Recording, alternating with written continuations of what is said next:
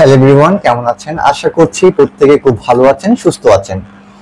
আজকে আমি আলোচনা করব স্পোকেন ইংলিশের আরেকটা অ্যানাদার রুলস, যেটা আমরা আমাদের কথা বলার সময় সচরাচর খুব বেশি ব্যবহার করে থাকি।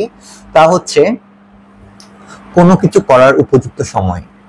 আমরা সচরাচর কোনো কিছু করার উপযুক্ত সময় বোঝাতে ইট ইজ হাই টাইম এই বাক্যটা ইউজ করে থাকি, ইট ইজ হাই টাইম।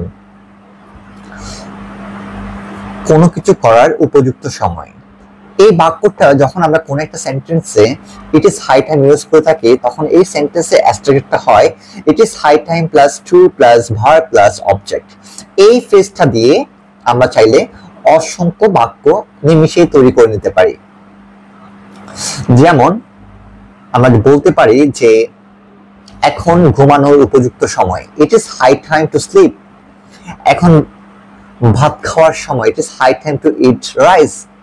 এখন ইংরেজি শেখার উপযুক্ত সময়, it is high time to learn English.